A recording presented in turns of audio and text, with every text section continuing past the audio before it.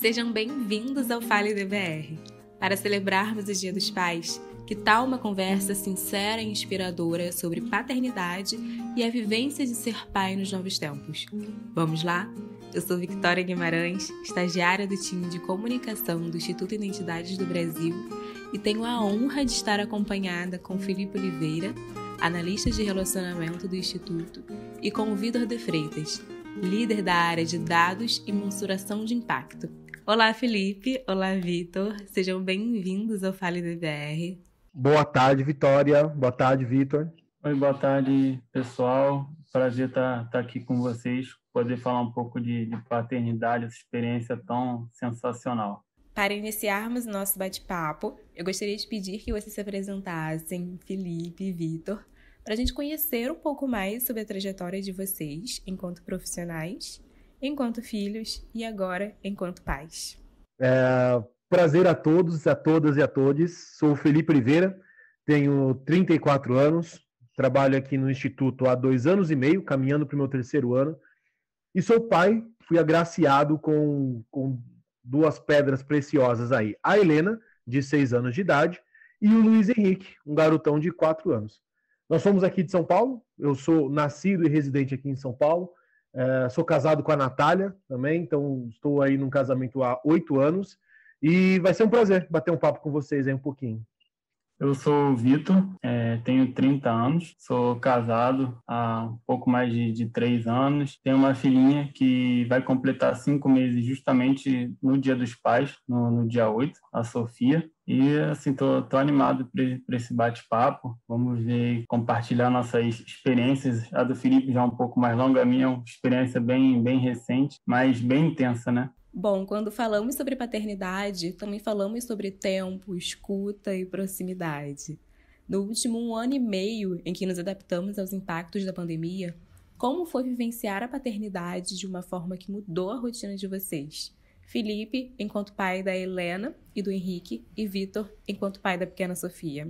Estrutura corporativa, mercadológica, ainda ela é muito palpável, em que direciona a gente deixar atrelar essas responsabilidades para a mãe. E as rotinas, né, a rotina de trabalho junto com uma rotina de estudos com a criança, junto com uma rotina de entretenimento dessas crianças que ficaram aqui, no meu caso, 4 meses sem literalmente sair do apartamento, muda muito a percepção do que é de fato valoroso, né, nessa relação, né? Então são coisas pequenas, como comer pipoca assistindo o Jornal Nacional, e que acabou se transformando meio que num hábito, né, pra gente, porque esse seria o horário em que elas estariam jantando, voltando do colégio. Eles chegam do colégio por volta de umas 7 horas da noite, então estariam jantando ali por volta das 8, mas que uma vez que eles estavam aqui em casa, a gente encerrava as aulas às 5, então das 5 às 7 era o tempo deles fazendo todos os outros afazeres. Quando dava 8 horas, já tinham jantado, era mais ou menos um lanchinho. Então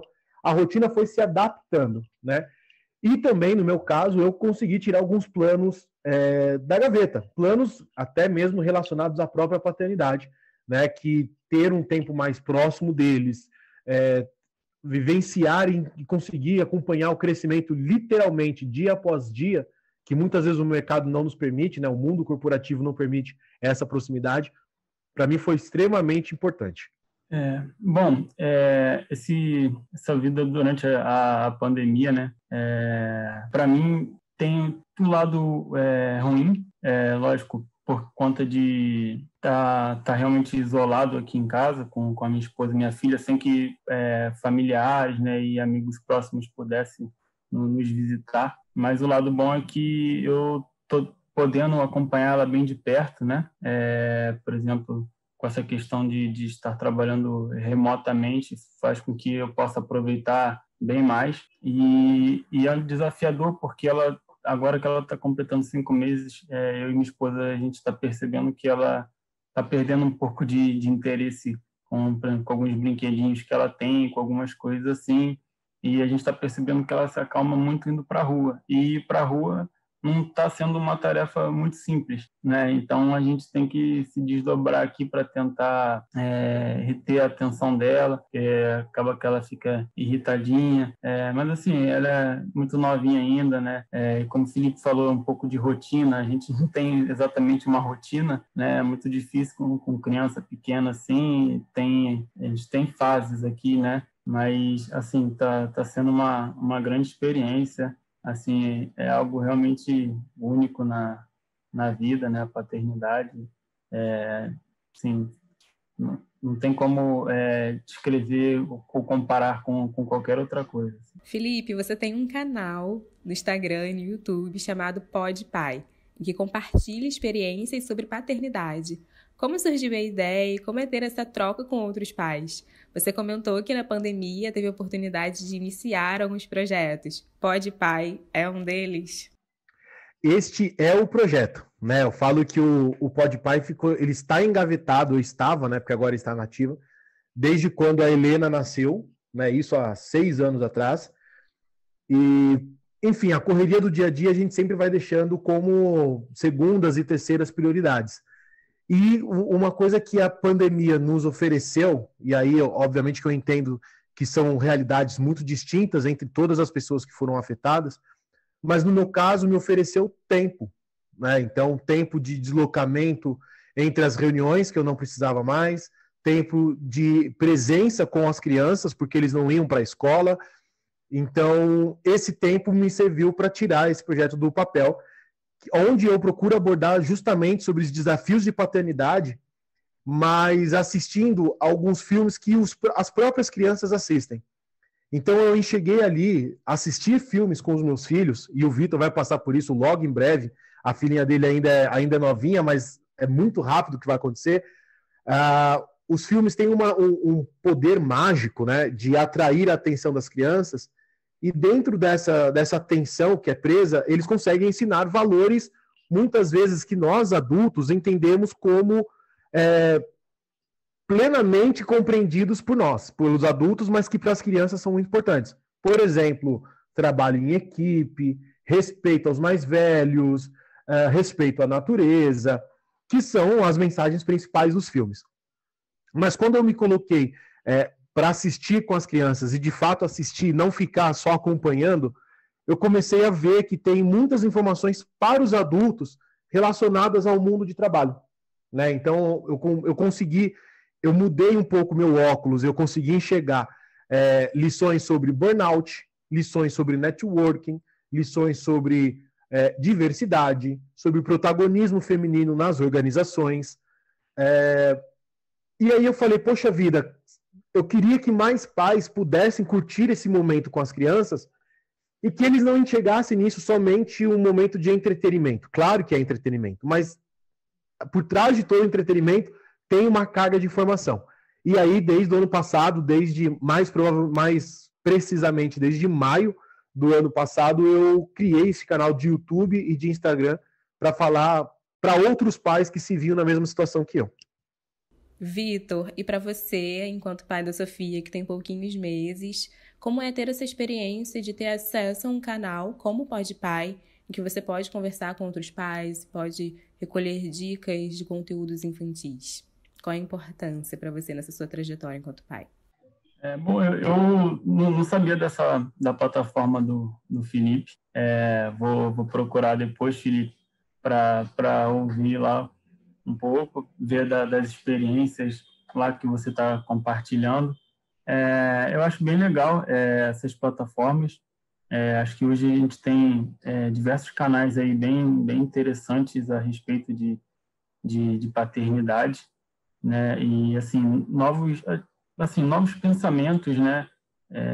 Igual a gente conversa com a minha esposa, questão da criação, né? Porque tinha assim, algumas ideias, né? De falar, você foi criado assim, sobreviveu, então que a ideia não é exatamente, né, criar sobreviventes, né? E sim, realmente ter uma educação diferenciada. Acho que a gente tem hoje conceitos muito bem mais evoluídos, né?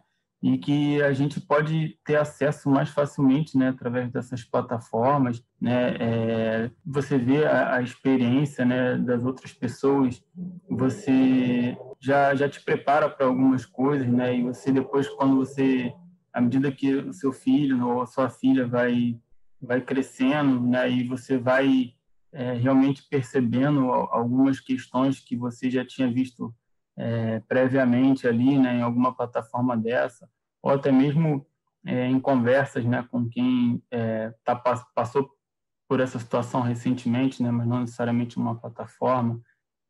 Acho que são meios muito válidos para a gente realmente entender melhor, né, como é que é isso, né, que é essa experiência, né, e a gente realmente buscar as melhores formas da gente educar os nossos filhos, né, ter um convívio bem próximo, né, porque a gente quer que os nossos filhos sejam nossos amigos, né, não é simplesmente criar assim, a gente quer uma relação realmente de bem próxima, né, bastante afetuosa, assim, e eu tento trazer um pouco disso para a realidade aqui do convívio com a minha filha. Estamos chegando ao fim do nosso bate-papo, mas antes de encerrarmos, eu gostaria de recordar o trecho do livro Entre o Mundo e Eu, do jornalista Ta-Nehisi Coates. A obra é uma carta aberta ao seu filho de 15 anos e no livro ele conta como é ser um jovem negro nos Estados Unidos. Nesse pequeno trecho ele diz: "Passei boa parte de meus estudos procurando a questão certa pela qual eu poderia entender totalmente a brecha existente entre o mundo e eu." Bom, Felipe, Vitor, ser pai e vivenciar a paternidade, além de aprender todos os dias com os filhos, é também aprender sobre vocês, né? Se vocês escrevessem uma carta aberta para os seus filhos, em poucas palavras, sobre os maiores ensinamentos de suas vidas, o que vocês falariam? Uma pergunta difícil, viu, Vitória? Para a gente encerrar o bate-papo assim, porque eu tenho dois perfis de crianças, só para contextualizar, eu tenho dois perfis de crianças muito distintos aqui em casa. Né? Eu tenho a Helena, que é uma menina super comunicativa, super altiva, ela é super propositiva, e o Luiz Henrique, ele é um garoto autista. O Luiz está dentro do TEA, né, do transtorno do espectro autista. Então, naturalmente, ele já é uma pessoa mais introspectiva, mais na dele, de poucas palavras. E ao mesmo tempo que eu sei que algumas palavras cabem perfeitamente para Helena, talvez não caibam perfeitamente para o Luiz Henrique para daqui a 15 anos. Mas o que eu gostaria muito que eles guardassem é duas palavras, né? Não vou nem falar uma frase, vou deixar duas palavras: legado e memória. O que eu tenho falado muito aqui dentro de casa, principalmente com a minha esposa, com os meus pais, é que memória a gente deixa no coração das pessoas que têm contato com a gente. Legado a gente deixa para todo mundo, a gente deixa para os outros, né? Então eu tenho muitas memórias com a minha avó, e eu tenho um legado dos meus bisavós que eu não conheci, mas o legado deles de respeito, de honra aos ancestrais, às tradições familiares, mesmo eu nunca tendo visto os meus bisavós, isso ficou como legado. Então, são duas coisas que eu particularmente tento deixar para eles: memórias boas, memórias positivas, né, de um pai carinhoso, parceiro, brincalhão, mas também duro quando deve ser, e um legado que eles vão levar para o resto da vida deles e que, se Deus quiser, eles vão perpetuar aí pelas suas famílias. E aí, só para concluir nosso bate-papo, o perfil do PodPai é @pod.pai no Instagram, tá? Aí fica mais fácil pelo Instagram vocês localizarem o canal do YouTube também. E você, Vitor, se pudesse escrever uma carta aberta a Sofia, o que você falaria? Bom, realmente é um pouco difícil falar, mas acho que vou um pouco pelo clichê. Acho que a questão de ter o amor presente aqui na família, no nosso convívio, né, acho que é fundamental. Assim, eu e minha esposa, a gente tem um relacionamento aqui muito bom. A gente realmente bem apegado, e acho que isso, por exemplo, foi fundamental na pandemia, né? A gente ainda não saiu dela, né? Mas ajudou bastante a superar essa situação, né? Porque a gente fica muito tempo em casa e sem ter muitas opções de lazer, sem ver outras pessoas. E eu acho que isso, esse amor, esse carinho, esse respeito, fez toda a diferença para a gente chegar aqui hoje, praticamente 1 ano e meio, assim, com a cabeça boa. E é isso que a gente tenta passar para nossa filha. Passar amor, muito respeito, carinho, entendeu? Porque a gente entende que isso é o caminho. É o caminho para a gente ter uma vida saudável, uma vida feliz. E é isso que a gente vai passar para ela, para a gente ter sempre ela junto da gente. Acho que é isso.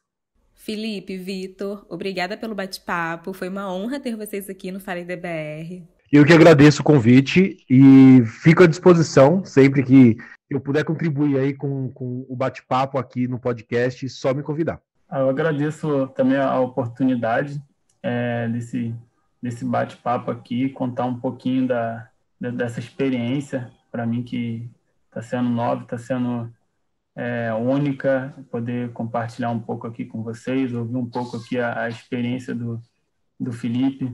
Muito legal poder participar aqui, eu agradeço. O Fale DBR fica por aqui, mas a gente se encontra em breve. Não se esqueça, continue acompanhando as redes sociais do Instituto Identidades do Brasil e faça parte desta rede dizendo sim à igualdade racial.